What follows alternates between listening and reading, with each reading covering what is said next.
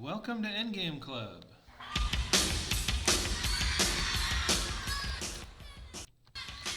So this is a quick training orientation. Purpose of this video is to try to show you on my own laptop some of the stuff that we have for training. Also say a few words about week 2 specifically. So first of all, the Internet Chess Club. This is the ICC. Has a command line in Blitzing. And you can do various things. The history, that's the last 20 games which you played. You can do a history of another player. This is Elton. And you can see from the date, this is Tuesday, these are our chess tournament, endgame tournament games. Okay, flip, Kibitz, hello. Let's check out the action here with Jack Hearts versus Elton. That's round 6. Elton was in the lead and just needed a couple more pars to hopefully cruise to victory. Here's the difficult long side defense. Oh, by the way,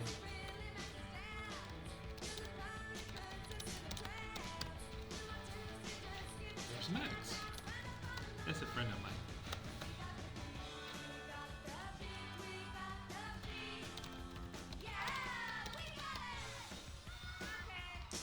How are things in Australia?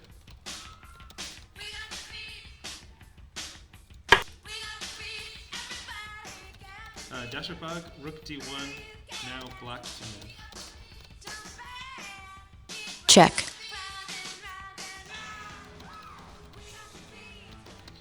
This is the long side defense. Jack Hearts blocks. Check. And now some very scary moments for Elton.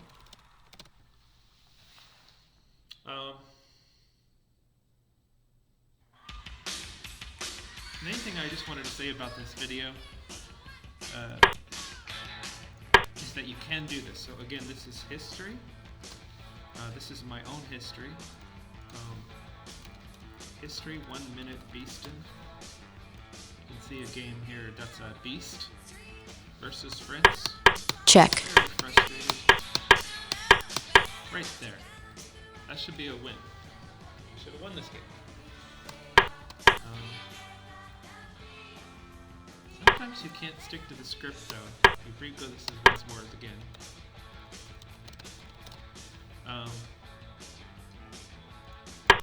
Maybe just b5 right away. Okay, but that's not the point. The point is that you can enjoy looking at your games. History Rook. Here it's, for example, Rook versus RST.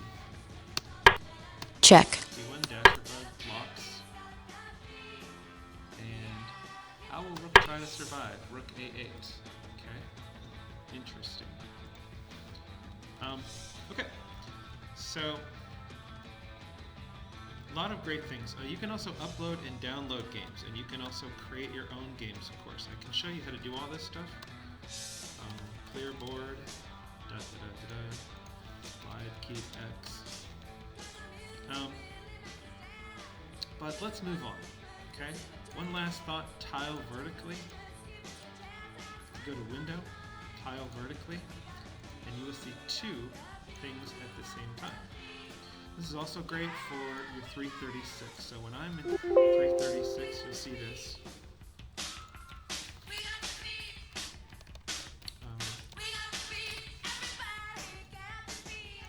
I have one for 336 and one for the main console. Okay? Okay. Moving along, we got our training resources. Now here, I just want to make sure that you are aware of some of the stuff, and then maybe also a chance to tell you a little bit about week number 2. So first of all, every week there's PGM. That's stop it. This thing. Okay. Let's pause this. So for week 2, this is some of the old positions plus new things, okay? And they're blank. That means you can study them or practice them on your own. Then also, though, there is analysis. So here, if you go down, you can see these same games with the analysis in the book. So here's a very exciting, difficult one is Botvinnik Kopylov, and you can actually see the lesson in the book. Every one of these games is chosen to teach us something, okay? And by the way, there are only 11. Okay?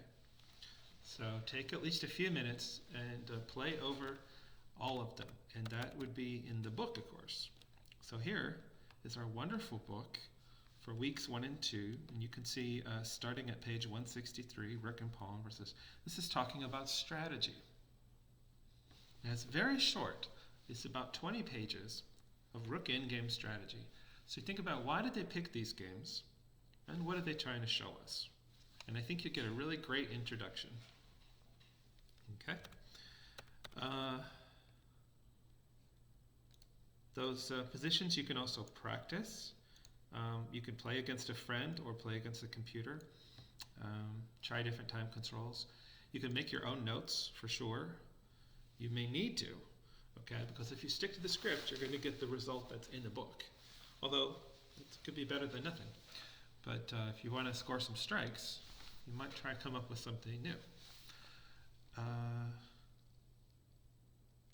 Yeah, so again, my game with Beast, I was disappointed. I missed a half point there. Why did the authors choose those special examples? Each game has a lesson. Anyway, so that's the book. The book concludes with a nice little summary here. There we go, summary. It's okay. It's really better for week number 1. It has some very nice technical points. And then it's a short paragraph here about strategy. We will definitely do more strategy. But so in training resources, you have this PGN, you have the book, and we have a Google Docs, okay? That's here on a cloud is not so much that one, but this thing is pretty good advice. Training instructions for weeks 1 and 2. It looks something like this. There's a long video there for something.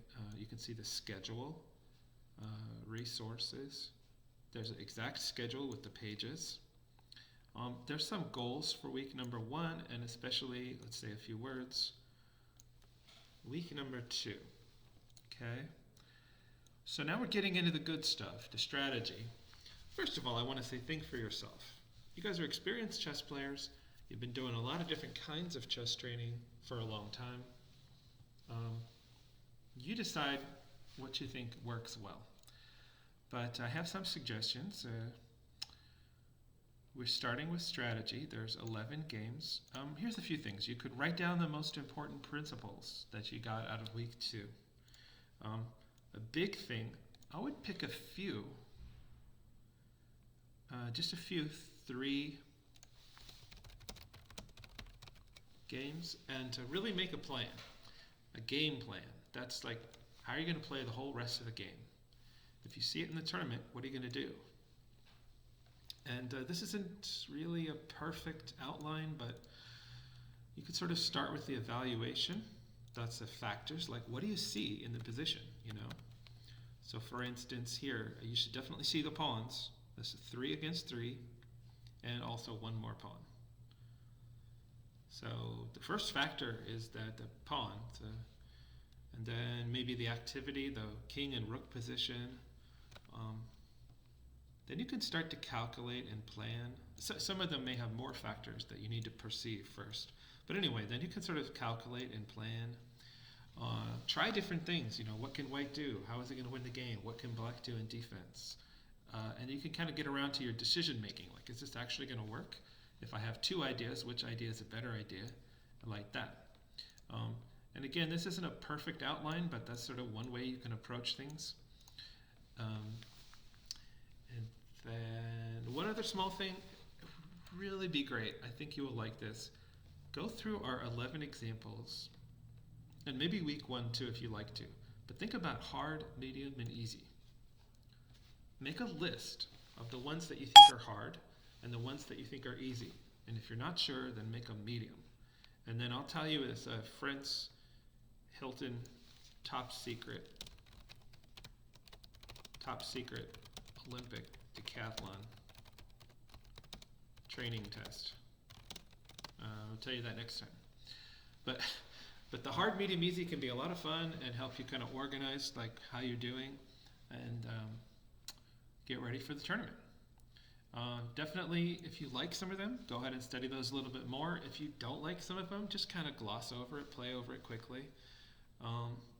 Tournament time control will be 3-3. One final question: what is an easy rook endgame? Okay. That's an interesting question. I got actually too many things to say, so I'm going to try to stop here. Also, YouTube has informed me that we cannot go beyond 15 minutes, so tragic.